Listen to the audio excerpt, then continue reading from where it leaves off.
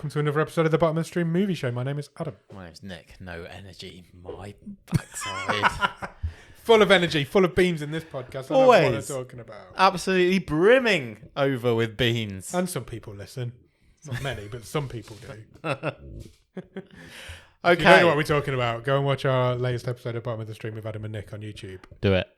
We got roasted by a robot. Anyway. We did. Robots did. Robos did. Robos did. Oh, I've hit the mic. I'm sorry. You be careful. Fucking amateur. I know. Maybe it was well deserved. We're back here for the movie show. The movie show is the show we do every week where we pick a random movie from Amazon or Netflix and we watch it and then we sit here and talk about it for an hour and let you know what we thought about it. We do. This week, we were randomly selected a movie by Robin, our randomizer, a movie that is on Amazon Prime and is called Cosmic Candy. It is. It is indeed. Cosmic Candy was released in 2019. It's on for an hour and 40 minutes and is currently rated a 5.7 out of 10 on IMDb. That is a respectable rating, my dear boy. It is indeed, my dear boy. Thank you. You will notice that I didn't read out a certificate. It doesn't have one. No.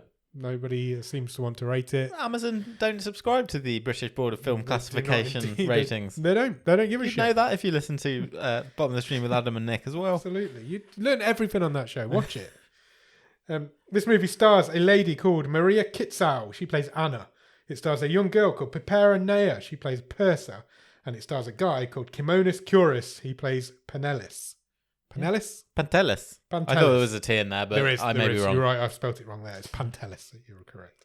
Written by Rinio Dragasaki and Katerina Kalamani and directed by Rinio Dragasaki. Nice. That's all I've got. It's Greek, Nick. It is. We're going back to Greece. We are. Hasn't been that long since we went to Greece. A couple of seasons ago.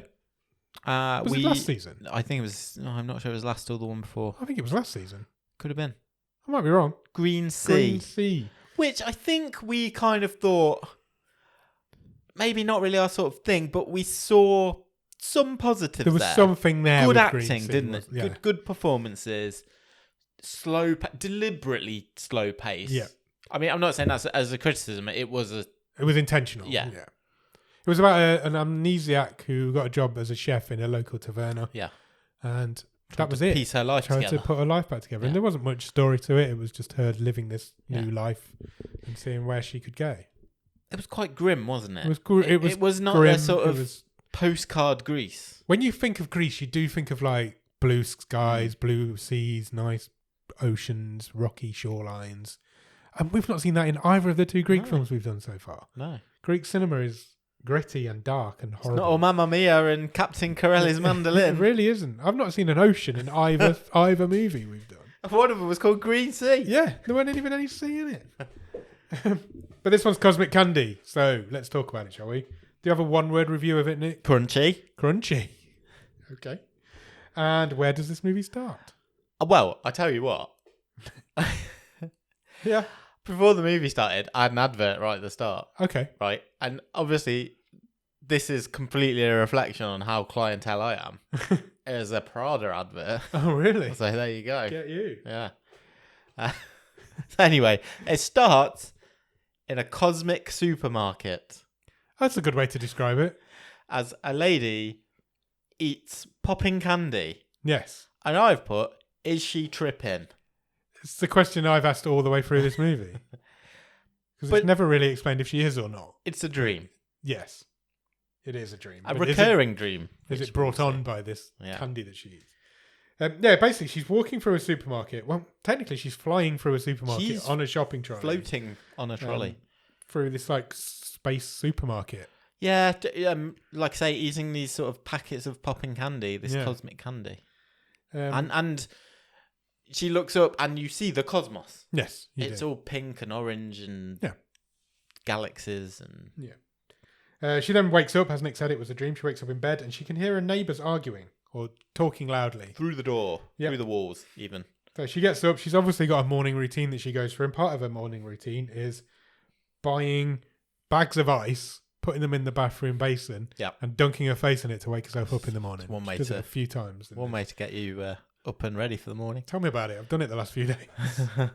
Not necessarily with ice, maybe, but she then sits on the internet and buys some sort of like rowing machine, exercise machine type thing. Then she starts packing her bag ready to go to work. She packs her bag with lots of cosmic candy. She opens a drawer. Are we keeping you up? She opens a drawer. She does. It is just full of pack after pack of these candies. Yeah, it's cosmic. It's called cosmic candy. It's got a little planet on the front. It's It's like popping candy. Yeah. What we would call popping candy. It comes in a little pouch. Candy. Do you even still get popping candy? Yeah. Do you? Yeah, I've seen it for ages. Yes, you do. Okay, cool. Thanks. So she packs them in her bags. She goes out. She lives in an apartment building. Sure. She goes outside. There's a young girl there. I think she's 10 or 11 years old. Yeah, it's the kid from next door. It's the kid from next door. The kid tells her off for being the one that bangs on the wall, making too much noise. But she's banging on the wall because they're making too much noise. But then this kid says, "Are you coming to my school play?" Yeah, and I think Anna's never spoke to her before. It seems like there was the inclination was that she'd never spoken to her before. That isn't the word, but it's the word I've used. And she says, "Come, are you coming to my school play?" And why would Anna go to a school play? Yeah, exactly. She doesn't really talk a lot, Anna. She's a strong, introvert. silent introvert type. Yeah. She goes to work. She works in what I've described as a Tim Burton supermarket because everything's all neatly coloured and lined up. There's a lot of pink. It's very Edward Scissorhands. Yeah. It's all like pastel-y pinks and all lined up colours. Bit sort of 60s and yeah. But she's a cashier. She's a cashier. She doesn't really speak to the customers. She doesn't really speak to anybody. She gets sent on a break, and she goes outside for a break. And as she's on her way to the back, she walks past the cosmic candy shelving stand. Yeah. And there's only like a couple of packs on there. Yeah. So she's like, "Ooh, that's not good." So she goes outside and she meets one of her colleagues, and this is Pantelis, and she's like, "Did you hear that our boss, I think his name is Yanis, wants to stop selling cosmic candy?" Yeah, we're not to order anymore. Yeah, we're not allowed to order anymore. He wants to stop selling it. And Pantelis is like, "What the fuck are you talking about? Yeah, why? So why do you Who care? cares? Yeah, it's just sweet. It happens all the time." Yeah. Then he goes back in the store, doesn't really pay her any attention, and just before she goes back in the store, she necks another pack. She necks a packet of the candy, and a cartoon titles card emerges. It does. We hit a title card. I don't think this did enough of the sort of... Because I quite liked it when she downed some of the candy and some of the little bits of candy became animated colours and then turned into this cosmos. I thought they could have done more of that. They could have done more of that and explained what it was. Maybe it was nice. More of a budget thing. But. Yeah, probably. After work, she goes home. When she goes home, she is told by one of her neighbours that there is a petition going around the building to kick out her next door neighbours because they're too noisy. Yeah. And I think it's fair to say the rest of the apartment block seems to be chiefly old senior citizens people, I would say. So she signs it because she's like, does that mean nobody will live next door to me? I'll be up there on my own. She signs it. She's quite happy to do that. She then goes into her house, chases up her order to see where her rowing machine is. That she's ordered. But she's really uncomfortable on the phone. Yeah, she really is. Like she's really, I'm sorry, but I've not received She seemed fine when she was talking to the Greek person, but then the Greek person put her through to London. Yeah. Described as London. And she doesn't speak English well. You've never just called London? I've never called London, no. I've called people in London. No, that's not what happens here. She calls London. Here's London. She doesn't speak English well, so she's awkward on the phone with this person from London. Yeah. She can't read out their order number or anything like that. While she's talking, it got a bit chaotic at this point. While she's talking on the phone, this woman's trying to get the information out of her. The neighbour girl's knocking at the door. She's screaming through the door. She needs help. She opens... Anna, this girl's name is. We've mentioned her name yet. We did, but that's fine. Did we? Okay, apologies. She opens the door while she's on the phone to this lady, and the girl who is called Purser, we definitely hadn't mentioned that. No. Her dad's gone missing. Yes. She doesn't know where her dad is. She's not seen him since that morning. So Anna's trying to talk on the phone whilst also trying to sort Purser out because her dad's gone missing. Eventually, the woman on the other end of the phone hangs up. We never find out where this room is. Neither conversing comes to a conclusion, basically. Absolutely. And the walls close in a bit, and Anna's like, I can't handle it. She can't handle it. She's like me watching a Safdie Brothers film. Exactly. Can't handle it. Yeah. So she slams the door on Purser, takes a couple of pills, and goes to bed. She does. And she dreams about... Because the doorbell's still ringing. Yeah. So that infiltrates her dream. Yes, she does. And she dreams about missing dads and things like that. And the kid. The kid, Purser. And when she wakes up the next morning... Purser's sitting in her room. Yeah, staring at her from the end of the bed. And there's somebody knocking on the door, but it's not her door. She can just hear a knocking in the distance. So she's kind of like freaking out. What the Like, hell's going on? why are She's you like, in my room? How have you got in Yeah, my and Percy's room? like, oh, you left the window open. Yeah, she's got like, Came up they've the got like fire adjoining escape. balconies. Yeah. So Anna goes to see what's going on outside. There's some gangsters, I guess, knocking on the door of Percy's apartment. Yeah. And Percy's absolutely terrified. She's literally clinging onto Anna's leg. So she's like, don't tell them I'm here. Be quiet. Please, please, please, please. So they eventually leave. And then Anna just leaves Percy there and goes to work. Well, yeah. Yeah, but she's got to go to work. She has got to go to work, but also there's a young girl in her apartment that have got gangsters looking for her. True. But she goes to work, and at work, a new delivery of cosmic candy has arrived. And it's delivered. So they roll up like the back of the truck that it arrives in, and there's what I can only describe as like the Greek Thor is the delivery man. Yeah. And everything happens in slow motion. Yeah. And he throws his hair over his shoulder, and then it's the focus shifts because we're like looking from Anna's point of view, and the focus shifts to like just the box of candy. Yeah, that's the obsession. And the whole thing's in slow motion. Boy. And she goes and restocks it. She does. She takes it up into the shop, and despite us being told a couple of scenes ago that the boss doesn't want to order anymore. So this is a turn up for the books. She then gets called to the boss's office. Yes, this is Yanis. She goes to meet Yanis. And he says, look, I'm not going to beat around the bush. You're fired. Yeah. And she's like, is it this because of the cosmic candy that I've just ordered? So she's gone off on her own. And he's like, well, that didn't help. Yeah, I didn't know about that. Tell you not to. Didn't help. Also, and he said, sorry. You carry on. I was going to say, he actually goes, well, if you really want to know, you're slow. Yeah. You're rude. You argue with the customers constantly. And you're the only one who wears the old uniform. Yeah. She just wears the shop uniform all the way through this film. Look, and this is obvious. This is Anna is someone who likes things a certain way. Yes. You know, whatever. She doesn't like change. I don't know what condition they give to this in this movie. I don't think they specifically do, but she has to have things a certain way. She doesn't like change. Yeah. She retreats into her shell, doesn't she? She does a little bit. Yanis says, look, it isn't personal. The store's just not doing well. We're not making as many sales as we used to. I need to make some cuts. You've scored lowest, so you're out. And he says, look, I have got a bit of a soft spot for you. He explains that he used to have a relationship with her dad. Yeah. They used to be friends. I think they might have been business partners. Maybe. There's a picture of them on the wall. There is, outside the store. He tries to give her the old sell, doesn't he? He says, look, this is an opportunity for you. Yeah. Go and move on with your life. Do something. Find yourself. Make your next move. And she's like, I don't think it should be me. I think there's worse people out there than me. And he's got like a photo gallery of all the staff on the wall. So she's kind of looking through it. And she can't find anybody who's worse than her at her job. She's looking at it for ages. And then she's like, I think it should be Pantelis. I think you should get rid of him. Because he's the only one she's really spoken to in this store. Yes. So why would she pick him? Just pick a rando. I think she's panicking, isn't she? We leave that scene at that point. It cuts off completely, and suddenly we're at a birthday party in the store. Yes. And the closed one store of the employees is having a birthday decided, party yes, in the I shop. would love nothing more than to have my birthday party at work. Yes, with my work colleagues in the shop that I work in. So that happens. She sits there for a little while. She gets involved in this party a little bit. It's only a thing that really happens in movies, isn't it? Like, as in, I understand, like, if you have a birthday at work, someone will bring a cake in or whatever. But to have, in movies, I feel that happens, that's quite a trope, isn't it? To have a full-on raging party on work premises. Like an office party. Yeah. Have you ever been to an office party? Not party in the office? No. It's off-site. You go out for whatever you do is... That's a good point. It does happen. It's never at work. No, but it does happen on TV and in movies all the time. But let us know if anybody's ever been to a party in their own office. Yeah.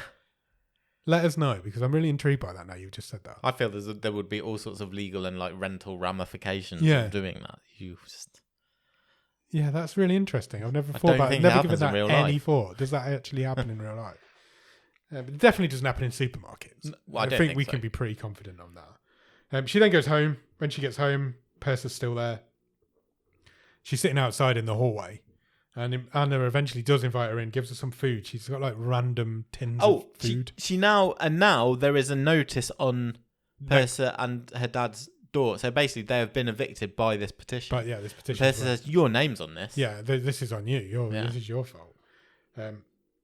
So Anna then feels a bit guilty, I think. So she invites her in, gives her some food.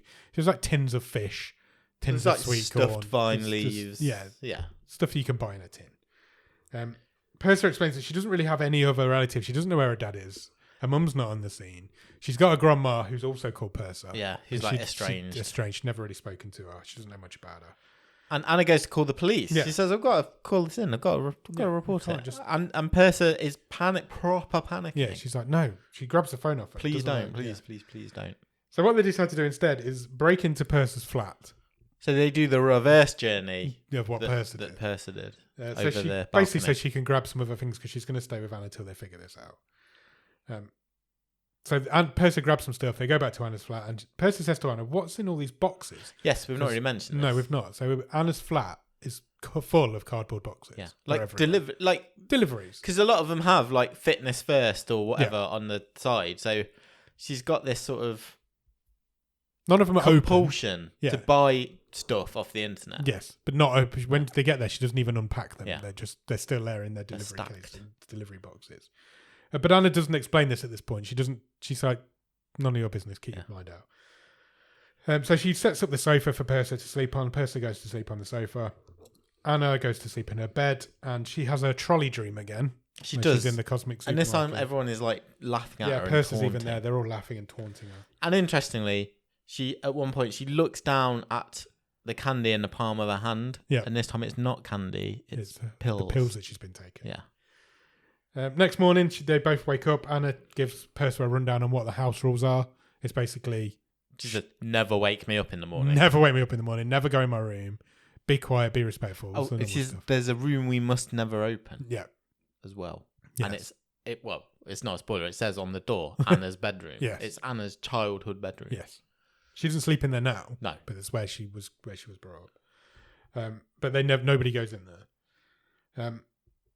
Persa wants to be in this school play that she wants to audition for this school play, but she needs a parent to sign her up.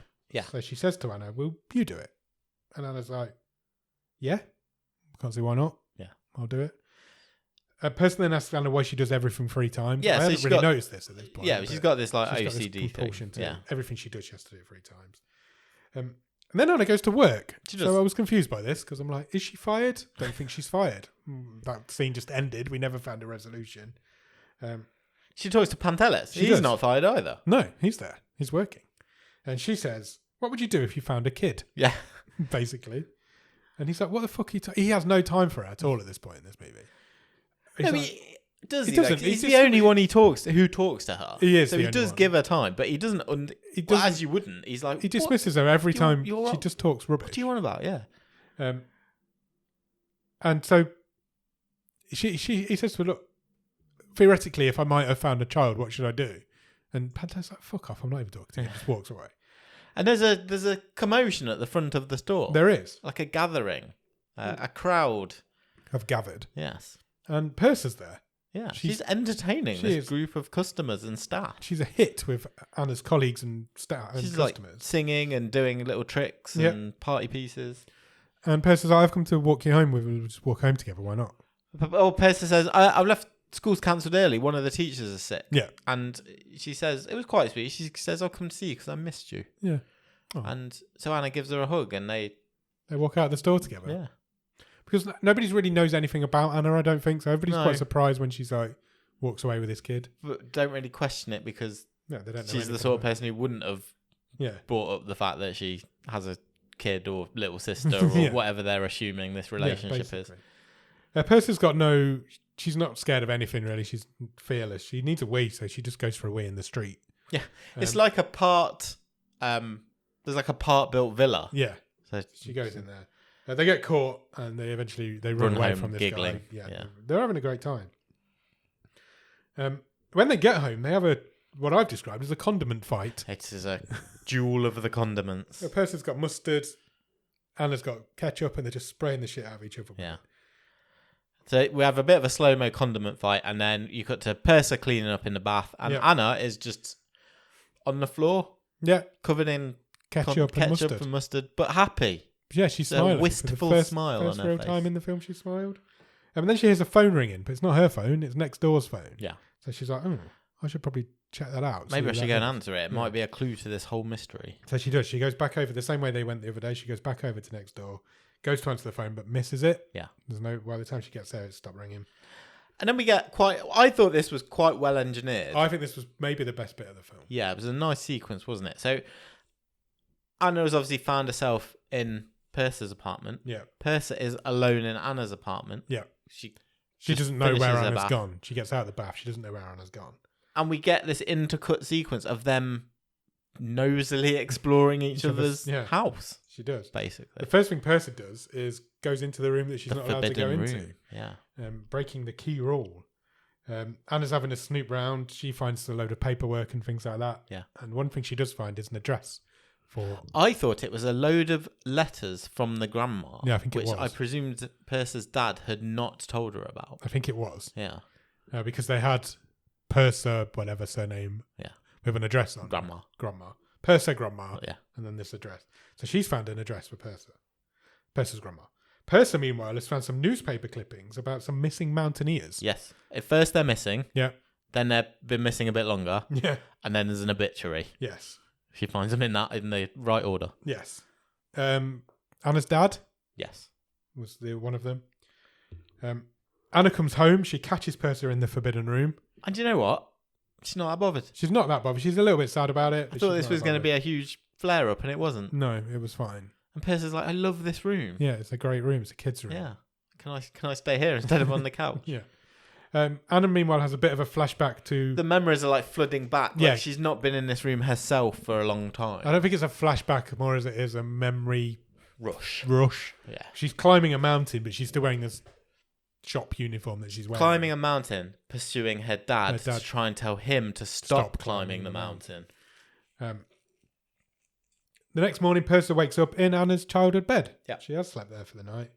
She then does the ice bath. I thought this was a nice Home Alone shout out. Yeah, it was. Because she does the ice bath, and then there's the whole Kevin. She screams into the mirror. Screams into the mirror. She does. Nice little moment, I thought. Anna goes to work, and when she gets to work, there's a commotion going on in the manager's office. Yeah. All the other staff are crowding around outside to see what's going on. And what is going on is Pantelis is being fired. He is. And he's not taking it very well. He is not. Meanwhile, Persa takes her delivery for Anna. Her things finally turned up that she's ordered. The rowing machine.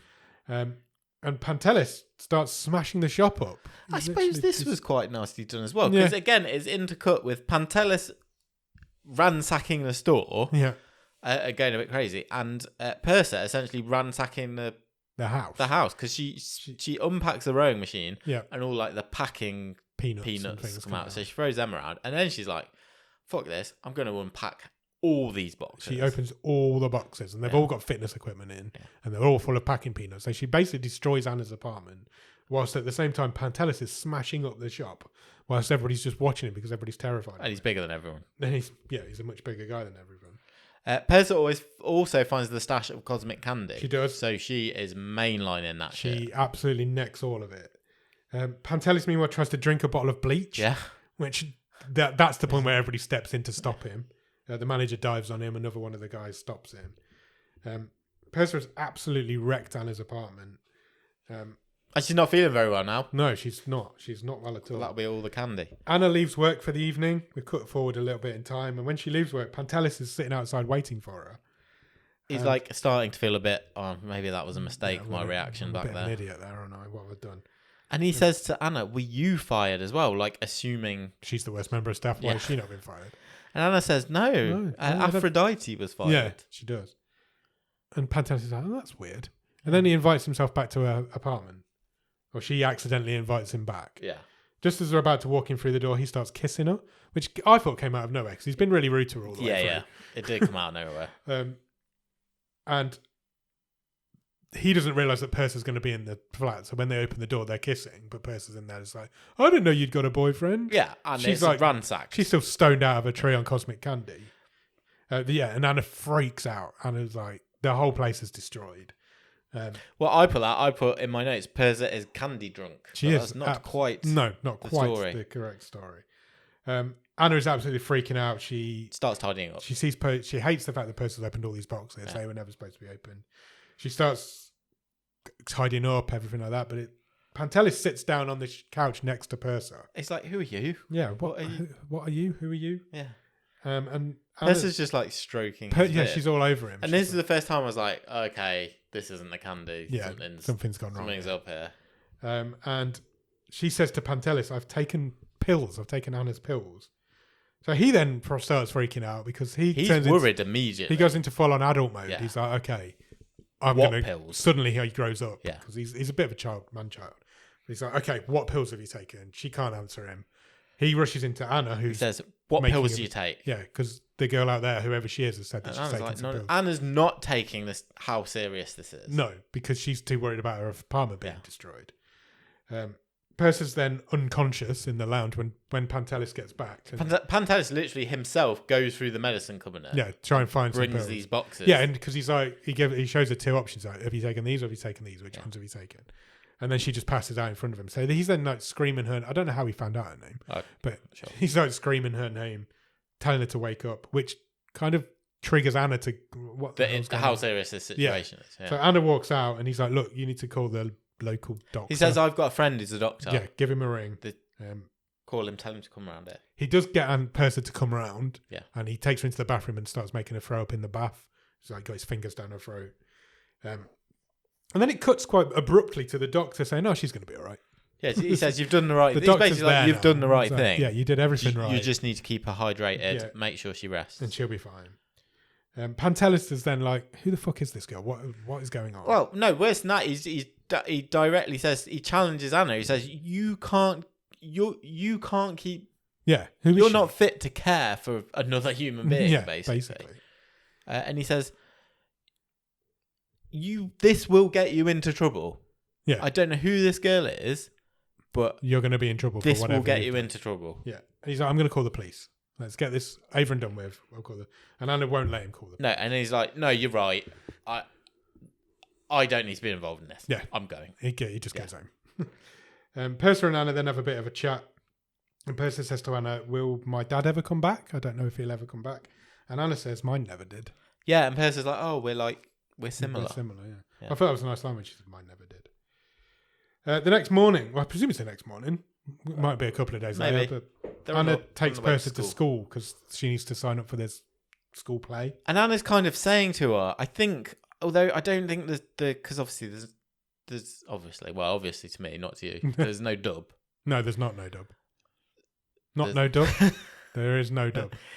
And so I don't know if this quite came across in the subtitles, but I think Anna was trying to tell Persa on this walk to school that basically not to put her on a pedestal. Yeah. And that Anna's not the good person that Persa thinks she is. Yeah. But she just take her into the school. She goes into the classroom to sign this form. And when she gets there, she meets Persa's teacher, who Anna's using a fake name at this point. Yeah.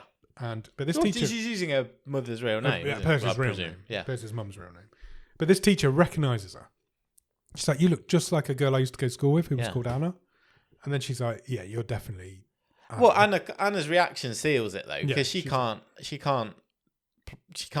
go along with the act, and she's again, the walls start closing in, everything goes woozy.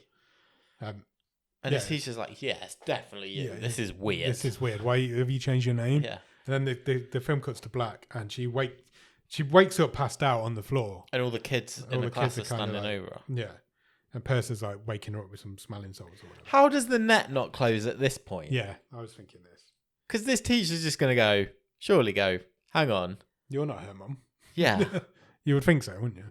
But it doesn't. No, because we get a bit more out of this. And also later on, and Persa's in the school play, so she's accepted this sign up. Yeah, it was a strange.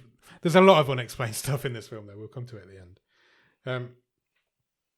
Persa takes Anna home. She puts her into bed, makes her some French toast. Well, and this was an interesting reversal because Persa puts Anna in Anna's childhood bed. So Persa is now the mother in this sequence. She makes her toast in bed, makes her a hot drink, and she is looking after her.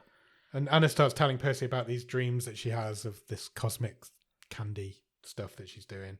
And they fall asleep together. Well, just before they fall asleep, Percy tells Anna, she drops the bombshell to Anna. She says, Pantelis loves you. Yeah, she does. Like eyes of a child and all that. Yeah. And she says, oh, and I like him too. Yeah. I think you'd be good together. You'd be a good couple. So they fall asleep together. And they wake up to somebody banging on the door. Yeah.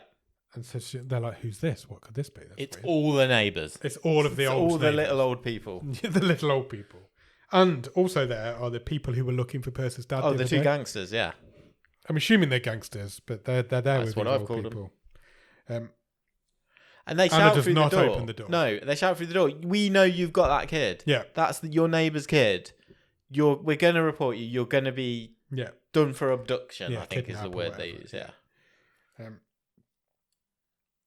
Also, what we didn't mention is like while they were falling asleep and bonding, Percy drew some marker pen glasses. Oh yeah, on Anna's face. On Anna's face, like Sharpie. Which are there now for the rest of the movie. They are, yeah. Yeah, and then so these old people are like, "Oh, we're going to call the police. You're going to get arrested." And Anna's like freaking out. Percy's like, she's like, "Whatever you do, don't leave the apartment." And then Anna just goes to work. And that was another really abrupt cut for me. I'm like, why does this film keep I don't know stopping why its she went stories? to work at this point. No, it just keeps stopping all of its stories all the time. So she goes to work anyway. Pantelis comes into work. Yeah. Basically, I think, again, we have to read between the lines a bit here. Yeah. To apologise to everyone. think so. I think he was coming in to make amends. But he actively ignores Anna. He does. Because of the whole overdose Stealing a child thing. Yeah. Yeah, he completely blanks her. So she chases after him. She leaves her cashier point. She goes out the back because he leaves out the back door. She follows him. She says, I still want to be friends. You know, let's not. And she's like, I'm really scared I'm going to go to jail. I'm really scared I've accidentally kidnapped this girl because I haven't. And I don't know what to do. And I'm really scared. And he has a couple of good lines. Pantelis says, look, first thing, I've heard from the others that you convinced Yanis to fire me. And she doesn't deny it. Yeah. So he's like, that's not on. And then he just cuts her down. He says, just because you're you can't always behave like this. Yeah. And then he just walks away from her. Yeah. Just leaves her. So she goes back into the shop, walks straight through the shop out of the front door and steals a van. Yeah. the shop's van. Little delivery van. Yeah. And takes it home. She goes home. She packs some things, grabs Persa. She packs some of her things and they leave. And they have skipping town. We get a driving montage. Road trip montage. Montage. Into the hills, the foothills. Yeah. And they're just driving. It's quite tense at the start, but then they kind of relax into it. They're singing together. They sing a song about French toast randomly. And they drive to... Persa falls asleep eventually. In France, they just call it toast. Do they? Yeah. Okay. What do they call what we call toast? British toast. Oh, interesting. What's your number one toast topping? Oh, good question. I don't mind just toast and butter, you know. You can't go with the right bread. With the right bread and the right butter. You Can't go be wrong. With the right toasted level as well. Yeah. If I had to... It's different toast levels for types of bread as well. Like if you get like a sourdough, you don't want it toasted too much, but you just want it toasted enough. Yeah. What sort of toast consistency are you at?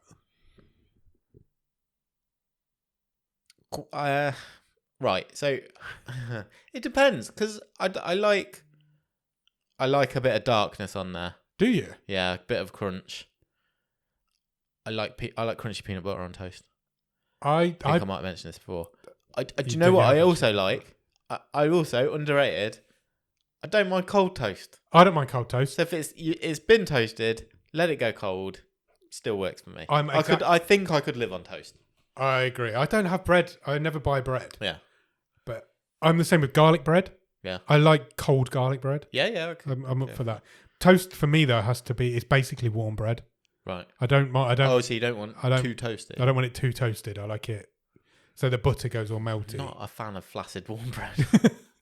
I don't like over toasted bread. Yeah. If it's brown, it's too much for me.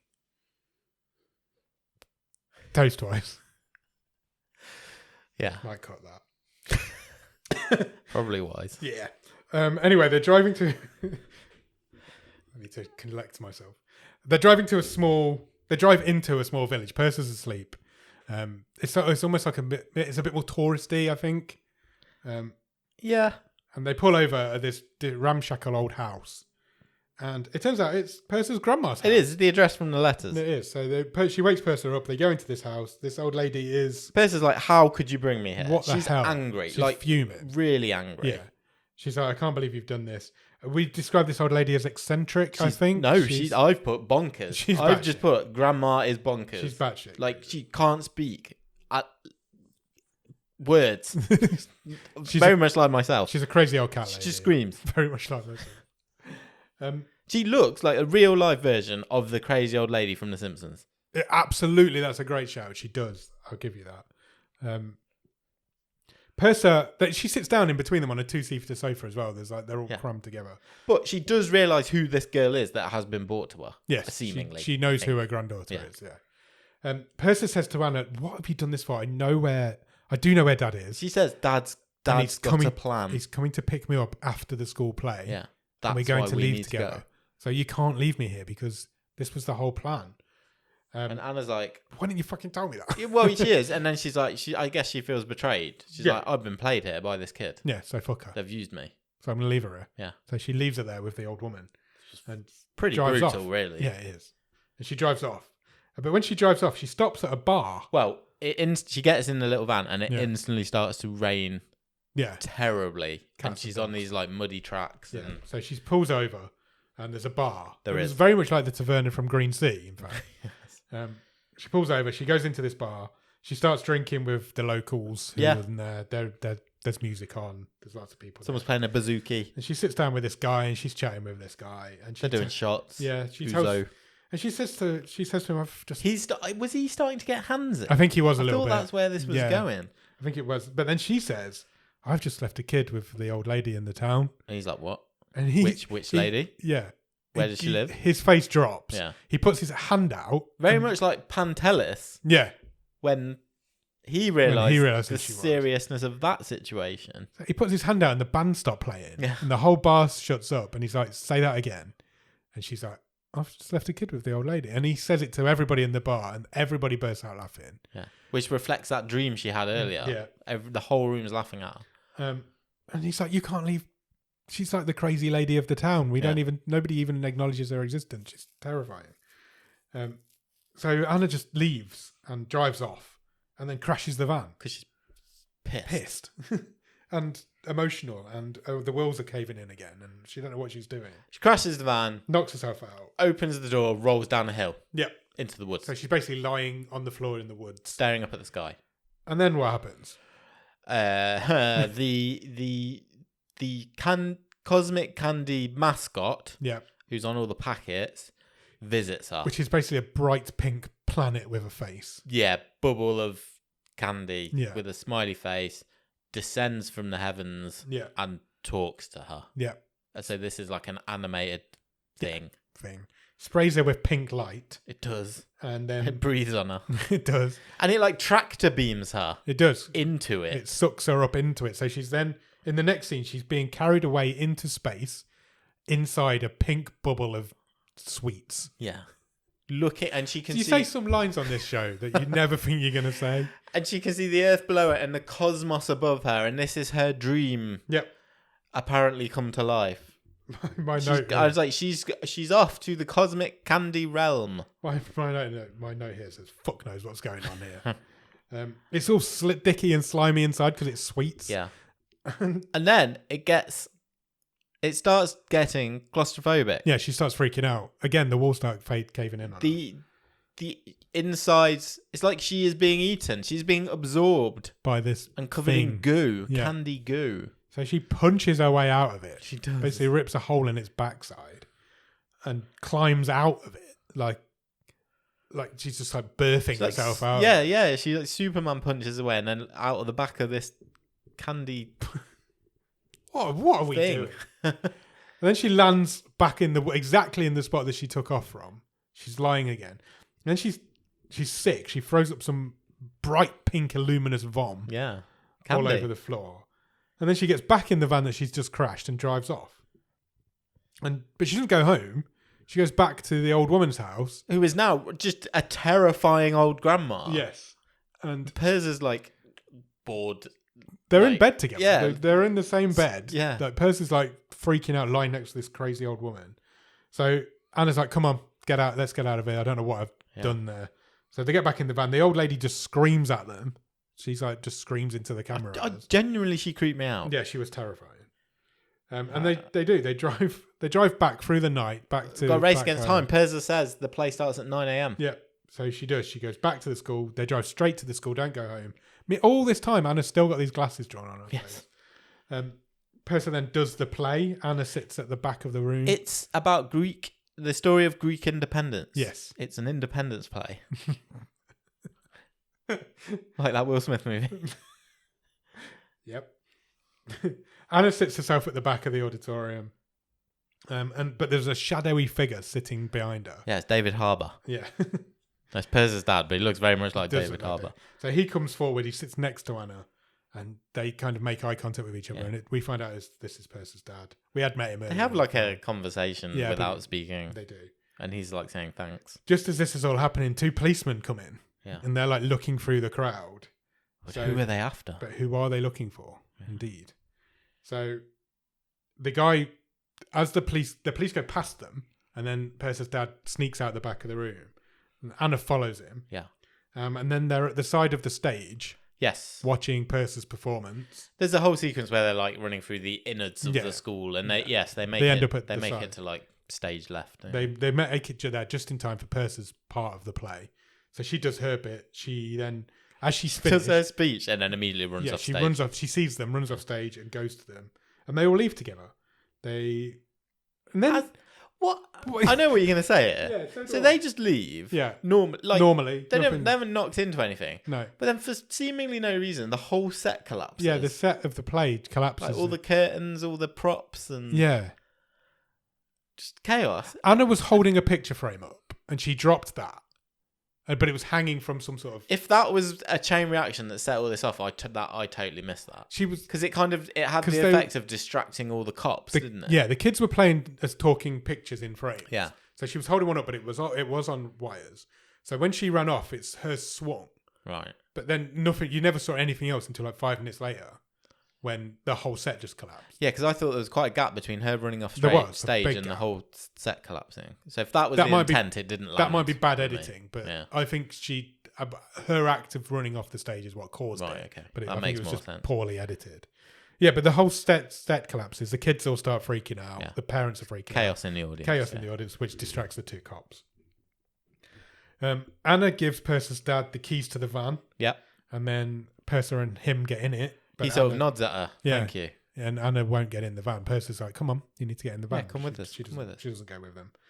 She just decides to go home instead. So she goes home for a bit. Then she goes to Pantelis' house. She does. And she talks to him for a bit. And then he kisses her in the hallway. And he says to her, did you know you've got a pair of glasses drawn on your face? He does. And that is where you film it. She didn't know. I don't think she knew. No, I don't know how. But yeah, that's how they film it. It's a good old-fashioned freeze frame, and then it ends. It is. Thoughts? I feel like I've only ever said this a couple of times on this show. I feel like I've enjoyed talking about it more than I enjoyed watching it.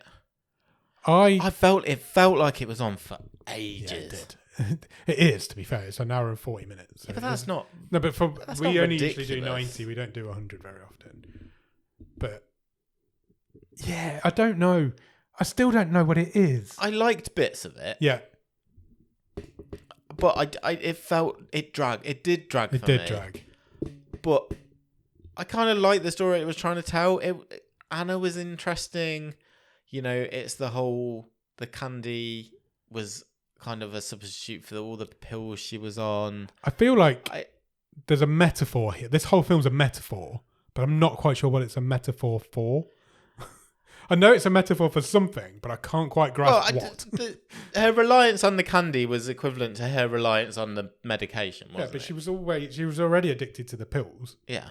So did we even need the candy? Well, yeah. I mean, I guess it was clumsy. It isn't even ever explained what the candy is, and then how it gives her these hallucinations of space, or why she buys things. And I keeps kind them of in presumed that was the boxes. drugs, not the candy. Well, But it was implied that it was the candy all the way. Does the candy even exist? Is she just necking drugs all the way through it?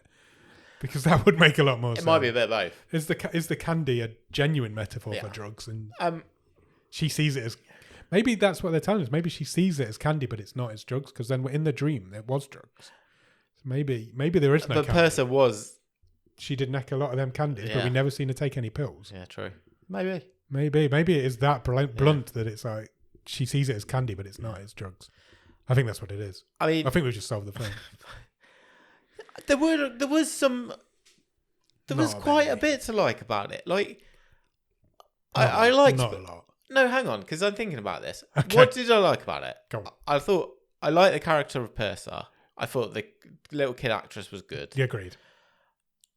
Highlight. I kind of like the vibe. I liked the bits in the supermarket because they were just quite a quirky set of characters. I know they weren't in it much, but like the staff were all a bit weird. Like you say, the vibe of the supermarket was retro. Pantelis was a kind of interesting character. Like you say, who just flipped the switch when he needed to step up, he stepped up. But then instantly fell in love with this crazy girl that he was after, that he didn't like all the way through. I don't think there's enough depth here, though. No, I think it's lacking something. Yeah, for sure. It's fits and starts, isn't it? It's got a few bits about it I liked, but I really did. I felt the time. Yeah, it dragged. I agree, it did drag. But I think you're right. I think Purser's the highlight of this. She's the best one in it. Yeah. I didn't come around to liking Anna enough to be invested. Yeah. It's good that she is a character. She doesn't result. It's not tied up in a bow like a movie is. No. She is a complex character with a lot of issues. But I didn't connect with her. Do we even need to know why the dad went missing for days on end? He was into some bad shit. He was, but we never get told that. No. I'm assuming that's who the police were looking for. Yeah, he's in with some. He's cutting some sort of deals or criminal activity, isn't he? He had to wait for things to die down, and then he just randomly leave his kid. He was picking her up and hope that Anna takes her in. Yeah, yeah. There's just something that's not there for me. I'm not getting it. I don't think I got it. And I would. I know we give this caveat sometimes, but my gut feeling is it's not a great job on the subtitles. Yeah, I'd agree. So with are that. we missing some of the nuance. Sort of nuance possibly? But it's verging on less than mid for me. I think that's where I land. I think you're right. I think there's not a lot of positives you can say about it. I preferred Green Sea. Yes, same. If we're having a Greek We're having a Greek off. I preferred Greek Sea too. Do you want to talk stream table? Sure. Do you want me to read through the stream table? Yes, please. Currently, our stream table includes 7 films. This is the 8th movie of the season. At number 7 is Freak Show, Where It Belongs. Number 6 is Shark Lake. Number 5 is Nessie and Me. And number 4 is Ape Canyon. Number 3 is Office Invasion. Number 2 is last week's movie, Frozen. And currently number 1 in the stream table is Origin Unknown. No, Unknown Origins. That's going to trip me up all season. Where does this one go, Nick? I'm not sure I would have put it here before we had this conversation, did this episode. I think it's below Ape Canyon. Ape Canyon's a better movie than this. Definitely. Is Nessie and Me a better movie than this? No. It's barely a movie, unfortunately. It could have been. It could have been, it isn't. Yeah, you're right. It has to go there. 5th. Okay. Don't expect it to be up around 5th by the end of the season. Please. No, I feel like there's a bit of a gap developing there between 4th and 5th in our small stream table. Yeah. I think you're right. Okay. Cool. Right, we need next week's movie. We do. We're going to get Robin out? Let's bring her out. Okay, let's see what he's got to say. What do you want from next week, Nick? Well, to be fair, I think you asked me last week what did I want, and I said some better acting. And I think I got some better acting. Yeah, from the little girl. What do I want this time? Pace. What do I want from this? Oh, I want a really trippy Greek movie. I want pace. Pace, something quick and something not as laborious. We've got to be due at What's Netflix this? as well, haven't we? Probably. Robin's got to be calling us a Netflix movie. It's out of our hands. But it is. It's completely out of our hands. Shall I spin the wheel? Yes.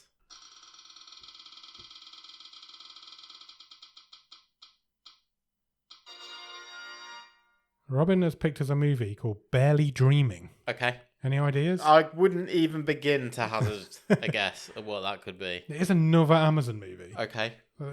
Robin really is against Netflix this season for some reason. According to IMDb, it's a drama fantasy My favourite kind. in 2021. It's only on for an hour and 16 minutes. Okay. Short movie, one of the shortest. Do you want the synopsis? Yes, please. I'll read you the second one. When fiction novelist Adrian Artiz falls terminally ill, he lets his sister Paige in on a secret book he scripted in a journal. The book details his exhaustive search for a mysterious lady of his past dreams. A special sand given to him by his elder brother Bud is intended to help Adrian sleep more peacefully, but instead, Adrian's dreams and realities begin to lose boundaries as his darkest fears and happiest memories collide.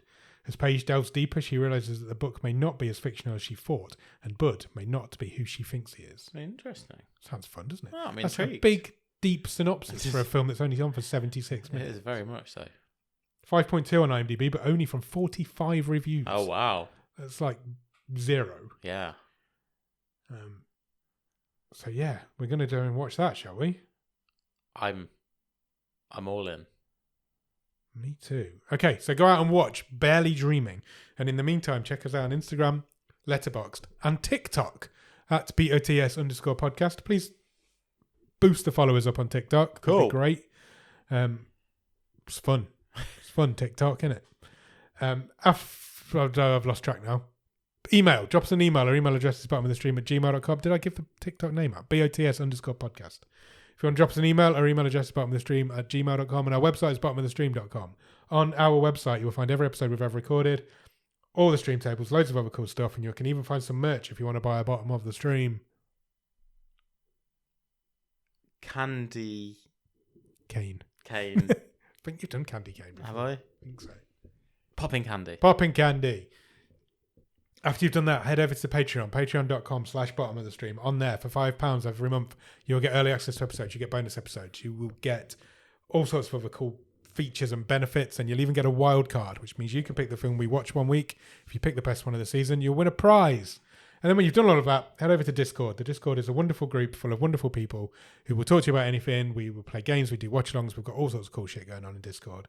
It's a great place to be. The Discord link is in the bottom of the show notes. You, if you have a few minutes, can also leave us a rating and a review anywhere you can review and rate podcasts. It really helps get the word out about the show. So we would really appreciate it. You can find us any other places you get a podcast. Places like Podbean, Podchaser, Apple Podcasts, Spotify, YouTube Music. We're on all of those. Our Monday show, Bottom of the Stream with Adam and Nick, is available to watch as a video podcast on YouTube. It is indeed. It gets better every week. So come along and subscribe on our YouTube channel. Every Monday you will find Bottom of the Stream with Adam and Nick. And then every Thursday you will find us here reviewing weird movies on Amazon and Netflix occasionally. What more could you want? What more could you want from two middle-aged men? Do all of that. Go out and watch Barely Dreaming. Was it called Barely Dreaming? I think it was. Sure was. And then be back on YouTube or any of your podcast apps on Monday for Bottom of the Stream with Adam and Nick, and next Thursday for our movie show. Cheers! Goodbye.